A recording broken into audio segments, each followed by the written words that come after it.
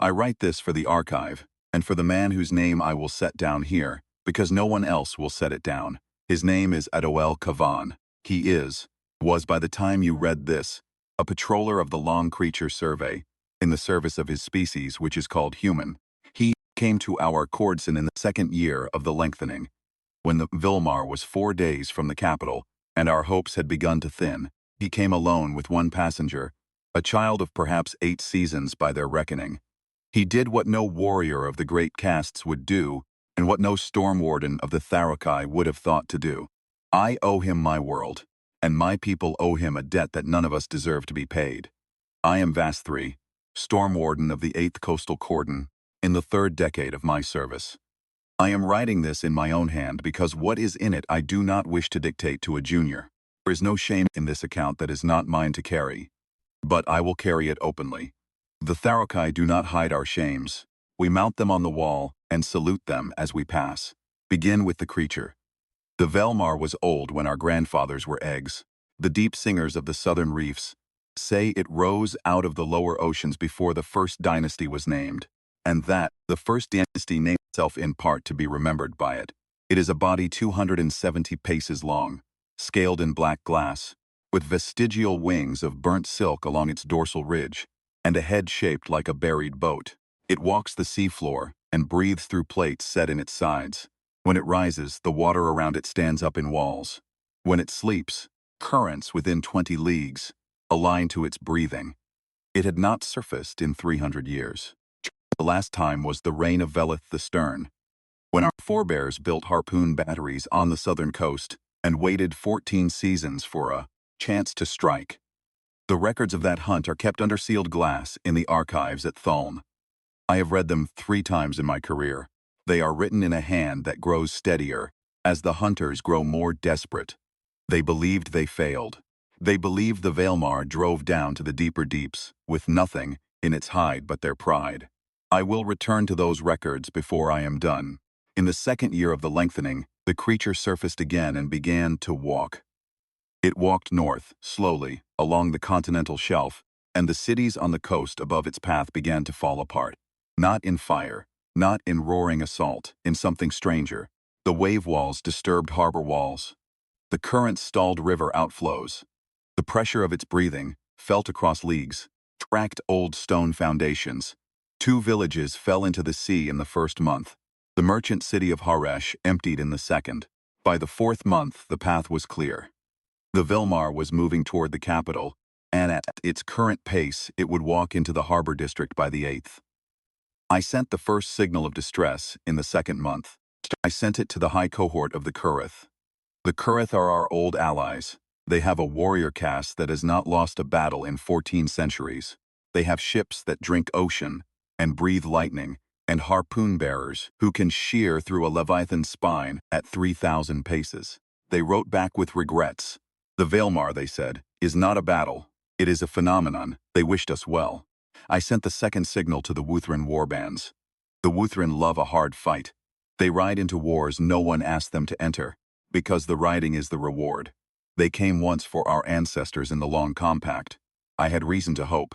They wrote back with regrets. The Vilmar, they said, was not the kind of foe a warband settles. A warband fights, drinks, and goes home.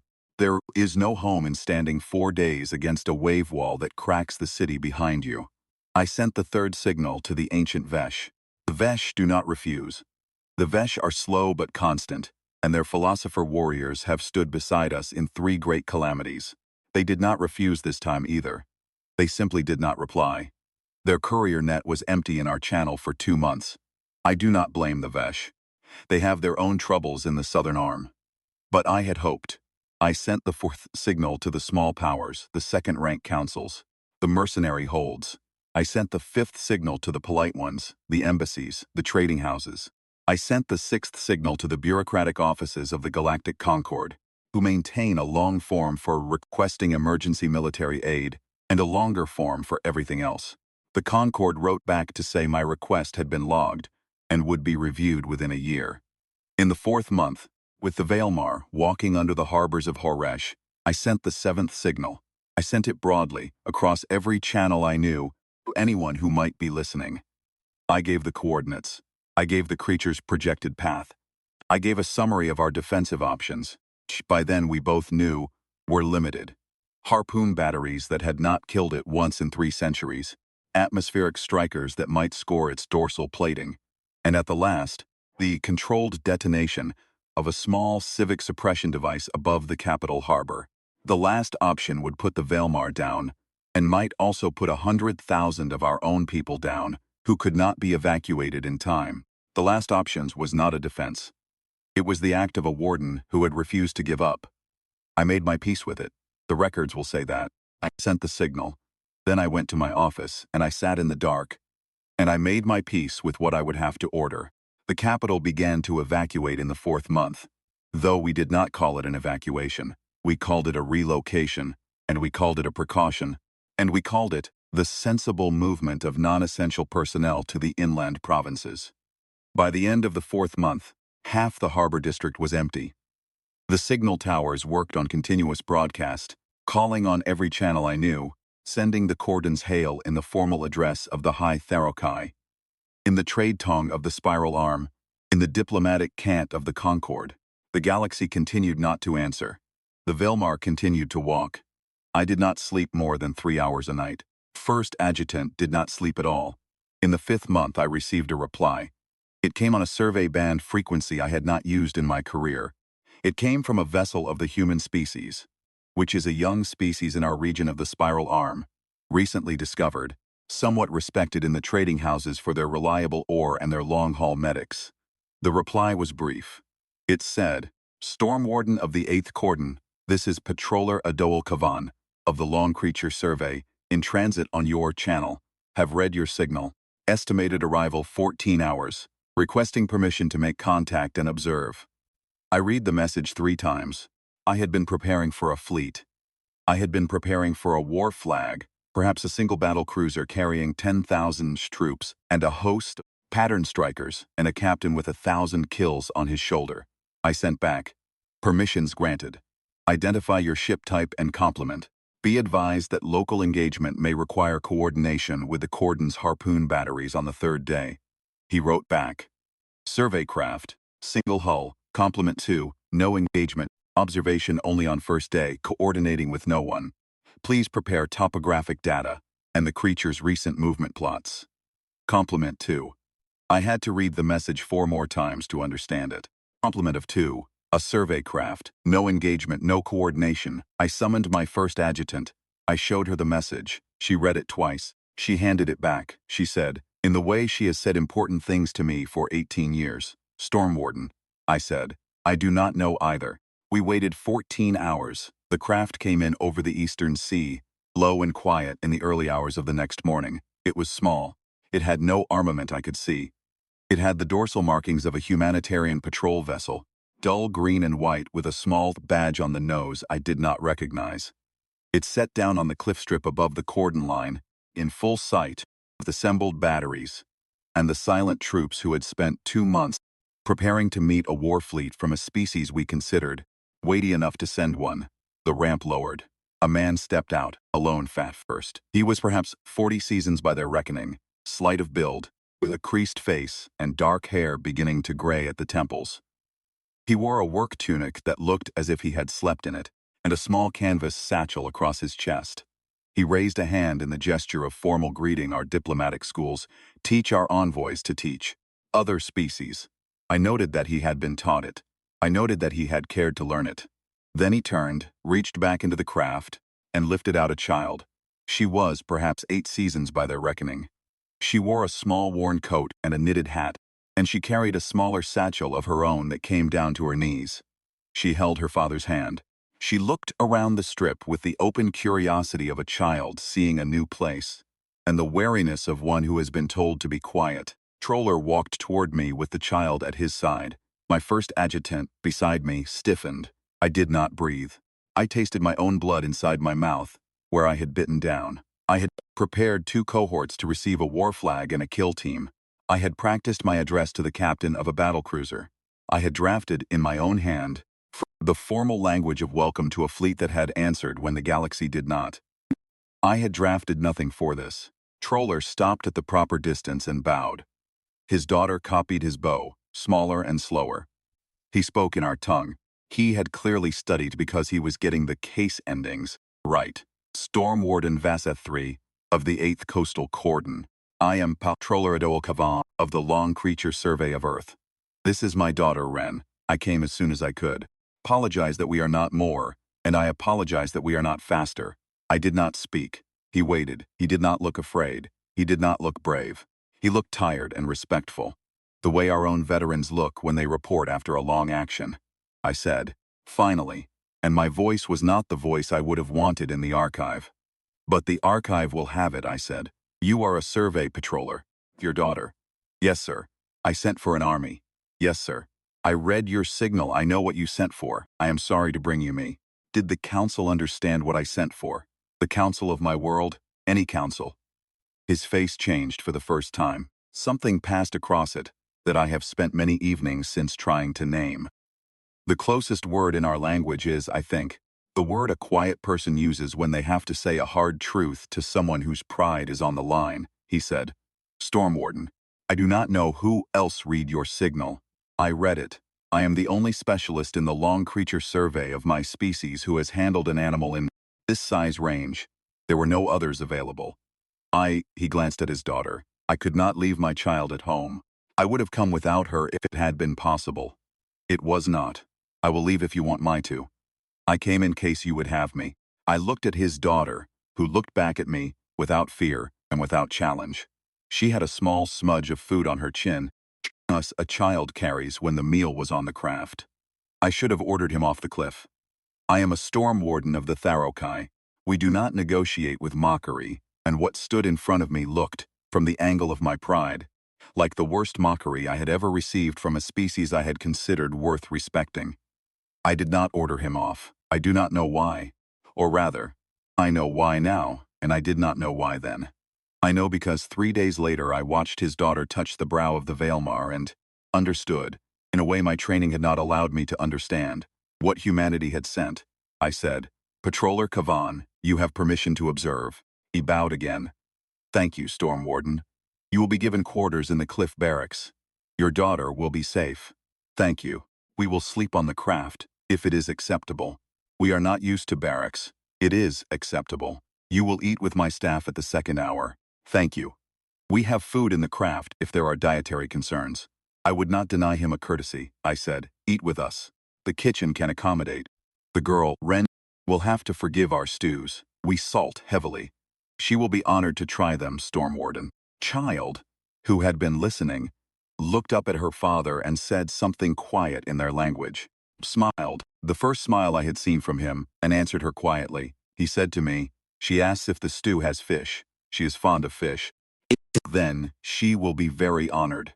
At the meal she watched everything. She watched my first adjutant. She watched the kitchen carry in the tureen. And she said, thank you, in her own language without being prompted, and the kitchen aide bowed back to her without understanding the word.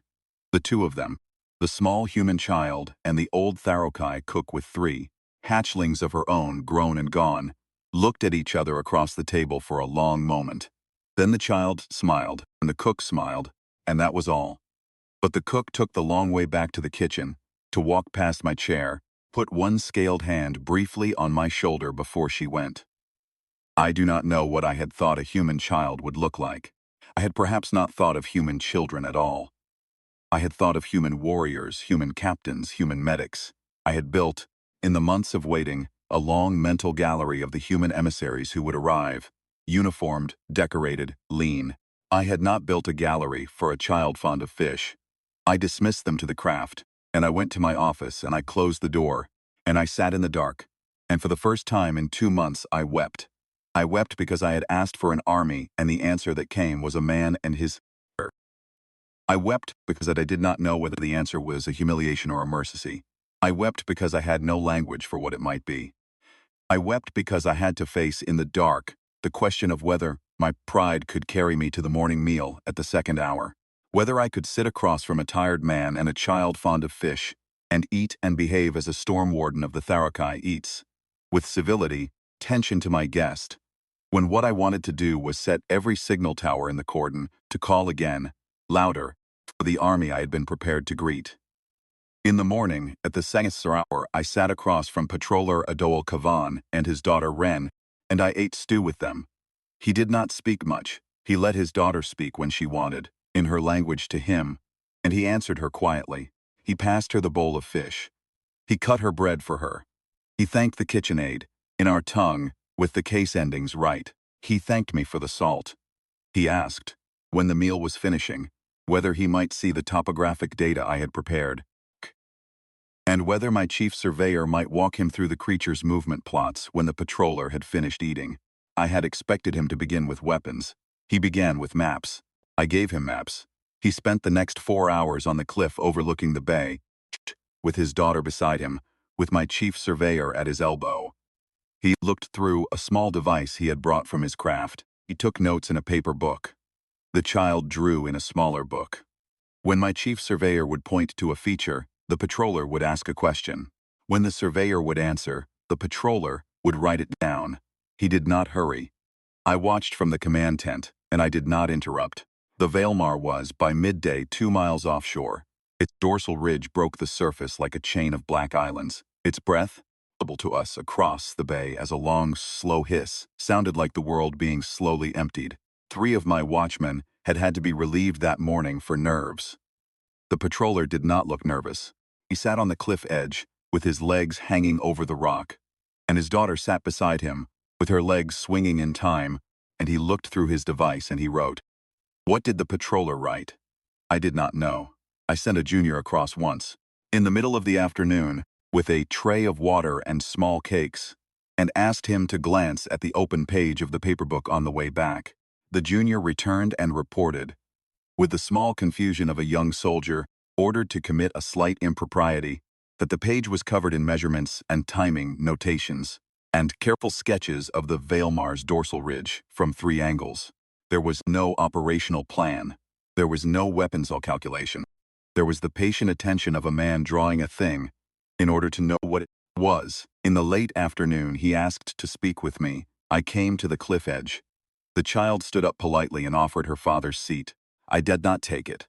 I would not take a seat offered me by an 8-seasoned child in front of my own cordon. The patroller smiled the smallest smile, said, Storm Warden, I have a hypothesis. May I share it? Share it. He took a long breath. He looked out at the Vailmar. I have been studying long-lived creatures, on my world and others, for 30 years. I have seen a small handful of creatures in this size range, none as large as this one. But I have seen the signature, and I think I know it. This creature is not raging at your people. This creature is not hunting your capital. This creature is in pain and has been in pain for a long time, and is walking towards something that I think it remembers as the place where the pain began. I said nothing. I do not know, he said. I want to be honest. I have nothing certain, but I have seen this signature before. The slow movement, the disrupted current, pressure waves that crack stone. These are not aggression. These are how a body this large carries pain, and the pain is in a nerve cluster near its lower jaw. May I ask, Storm Warden, and I am sorry to ask, but it matters, has anyone in your history ever hunted this creature? I had been waiting for the question without knowing I was waiting for it. The records of Velith the Stern's hunt have been in my mind since the patroller asked for the topographic data. I am not a fool. I had felt the question coming. I said, 300 years ago. We attempted to kill it. We are not certain that we landed a strike. The records of that hunt are sealed at Thuln, but I have read them. The hunters believed they had failed. Believed they had failed. Yes. Storm Warden. He stopped. He chose his words. I am not certain, but I think, your hunters did not fail. I think there is, embedded in the lower jaw of this creature, perhaps in the nerve column behind the soft plating below its left mandible, an object that has been there since your forebears placed it. I think the creature has been carrying it for 3 centuries.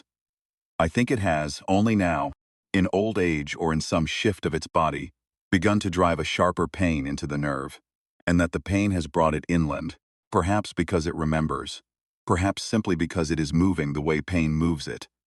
I do not know, but I think this is what we are looking at. I could not speak for a moment. I looked at the Velmar, which I had been preparing to bring down with a civic suppression device, and which had been carrying my forebear's weapon in its jaw for 3 centuries, I said. What do you propose? To approach it, to look at the lower jaw. If there is an object, to remove it. I have done this before with creatures whose anatomy I understand better than this one. I will not lie to you, Storm Warden. This is a creature larger than anything I have approached. I cannot promise success. I cannot promise survival. I would like to try, and the child. I will go first alone. If the creature lets me near, I will signal her, and she will bring the extraction tools. She is small enough not to trigger an aggression response in animals at this scale, and she has done this with me on 28 other surveys. She knows what she is doing. I would not bring her if I did not trust the creature to allow it. I would not bring if I did not trust her. How do you know the creature will allow it? He looked at me.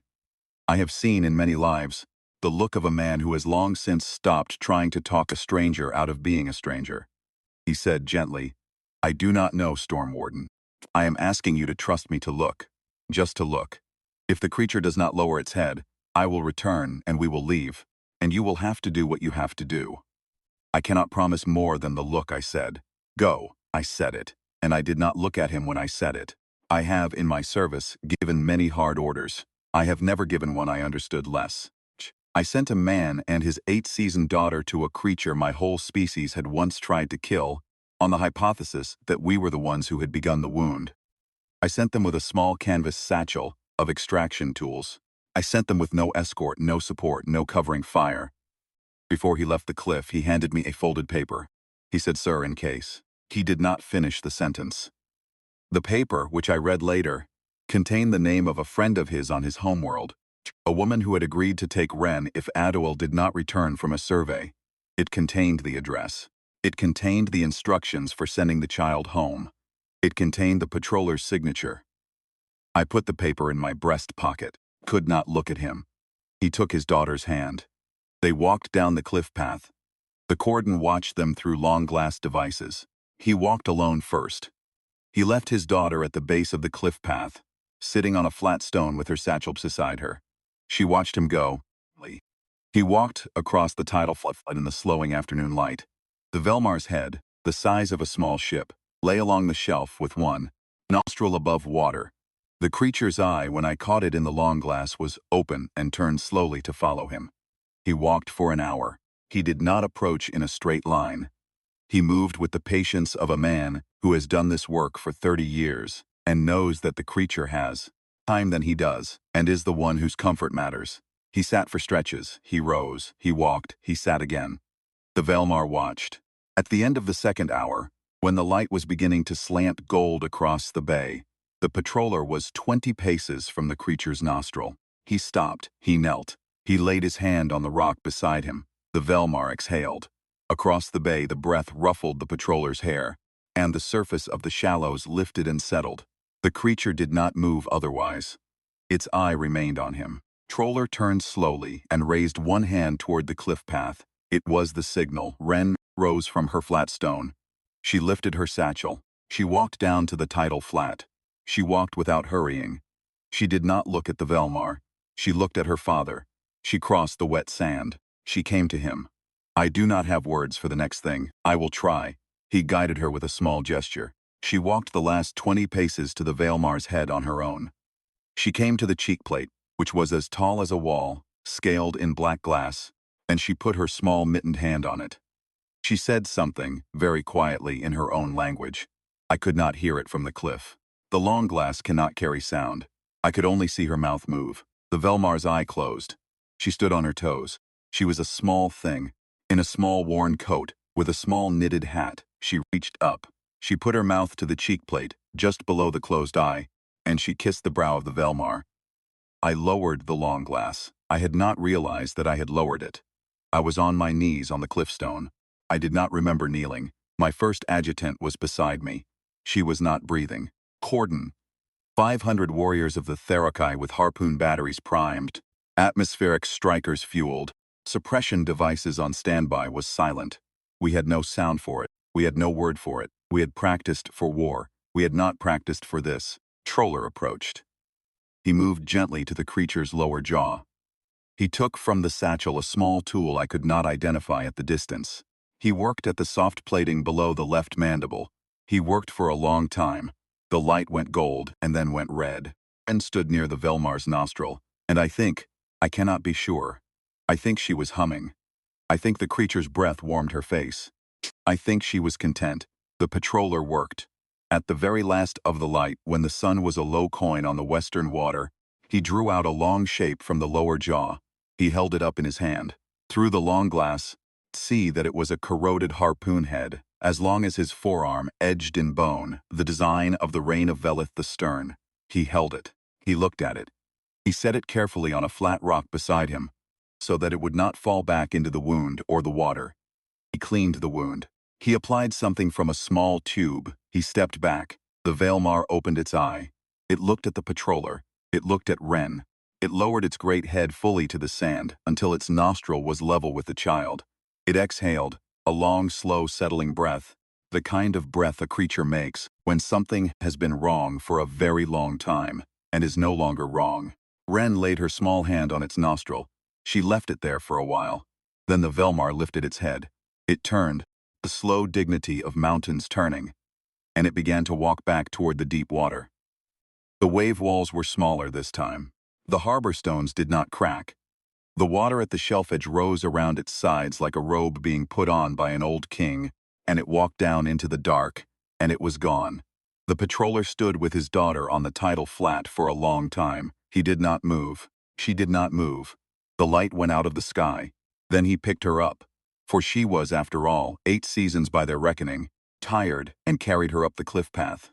The cordon parted for them. No one spoke. No one saluted, because no one knew which salute the moment took. He walked through the parting line of 500 warriors, of the Tharakai with his daughter, asleep on his shoulder, and a satchel of tools at his hip, and a small corroded harpoon head wrapped in a cloth in the crook of his arm. He came to me on the landing strip. He laid the wrapped harpoon head gently on the strip beside me. He said, very quietly so as not to wake his daughter, "Storm Warden, this belongs to your archives. I think your forebears would want it back." Could not speak. He waited a moment, then he said, "She is very tired now. We need to go home. Thank you for trusting us." I tried to speak. He understood. He bowed, a small, careful, single bow, mindful of the child on his shoulder, and turned toward his craft, stirred against his neck. She lifted her head. She looked at me with the open eyes of a child who has just woken and is not yet sure where she is. Then she said softly in her own language one word. I do not know the word. I have not been able to find it in any human dictionary I have access to. The patroller did not translate it, and I have not been able to bring myself to ask him by message what it was. I think it was a kind of goodbye. I think it was also a kind of thank you. I think it was also the kind of word a child says to a stranger she has decided, on no evidence the stranger can see to like. Troller carried her up the ramp. The ramp closed. The craft lifted. It went east, low over the water, and then up, and then it was a small light in the gathering dark, and then it was gone. I stood on the landing strip. The corroded harpoon head lay at my feet, wrapped in its cloth. I cannot, now, write what I felt. I will not pretend. What I can write is what I did afterward. Walked back along the cliff to the command tent. I told my first adjutant to stand the cordon down. I told her to release the suppressions from standby and to lock it in the underground holding, and to send the technicians home. I told her to file the operational report under the standard heading and to seal the methodology to my own clearance. She nodded. She did not speak. She had not spoken in 2 hours. I went to my office. I closed the door. I sat in the dark again as I had at the beginning. I took the folded paper from my breast pocket, the one with the name of the friend on the human homeworld, and the instructions for sending Ren home if Ottawell did not return, and I read it 3 times. Then I folded it and put it in my desk drawer, in the locked compartment where I keep the documents I will not be parted from while I live. I read, that night, the sealed records of Velith the Stern's hunt for the 4th time. I read the names of every hunter. I read the names of every harpoon bearer. I read the names of every counselor who voted to permit the hunt. I read, in the steady declining hand of the hunt's commander, the final entry. We do not believe we struck the beast. We believe we have failed in our work. and brought no glory to our forebears. May the next generation try again, where we have not been worthy. I read until my eyes blurred. I read the names of the wives left widowed by the hunt. I read the descriptions of the strike itself, the long throw, the unknown impact, the descent of the creature back into the deep, the slow turning of the next several years into the certainty that the strike had not held. The hunters had carried the failure for the rest of their lives. None of them had known that they had succeeded. None of them had known that they had also failed in a way they had not imagined. I closed the records. I sat in the dark for a long time. In the morning, I wrote my official report. It is short. It says that the threat to the capital was resolved by external specialist intervention. It says that the methodology will be sealed under the storm warden's clearance for 50 years, pending review by my successor. Does not describe what I saw. I have not been able to describe what I saw. But at the end of my report, in the same archive entry, where Velith the Stern's commander wrote, "May the next generation try again where we have not been worthy," I wrote one line. I wrote it in my own hand. I wrote it for my successor, and for my successor's successor, and for whoever, long after I am dust, may want to know how it actually was. I wrote. The deepest help arrived in the smallest hands. The Therakai owe the species called human a debt that none of us deserved to be paid. I write the name of the man who came, Patroller Adoel Kavan. I write the name of the child who came with him, Ren. May the archive remember them when we forget ourselves. I closed the entry. I locked it. I went home. I have not slept well since. I think about the image often. I think about it when I am tired. I think about it when I am proud. Because pride is the thing that almost made me send the patroller back to his craft before I had let him see the creature. Pride is the thing every storm warden of the Therakai is taught to carry. And pride is the thing that, if I had carried it the way I was taught, would have ended the Velmar, 3 days later, in a wash of light over the harbor, and 100,000 of my people in the same wash. I think about the image when I am about to issue an order I have not thought through. I think about it when a junior warden comes to me with the quick solution to a slow problem. I think about it because it is the corrective that I, who was raised to be unable to ask for one, was given by a small child in a knitted hat, in the late light, on the tidal flat below my cordon, in the second year of the lengthening. She kissed the brow of the deadliest creature in our world. The cordon was silent. I was on my knees on the cliffstone without remembering kneeling. The patroller stood at his daughter's side, calm and tired, the way our own veterans stand at the end of a long action, holding nothing in his hand that we would have called a weapon. Write this for the archive. I owe it to the man whose name I have set down here. I owe it to my forebears who carried their failed strike in shame for 3 centuries, and who would, if they could read this, perhaps lower their own heads in the way the Velmar lowered its head and exhale. The deepest help arrived in the smallest hands. May we remember.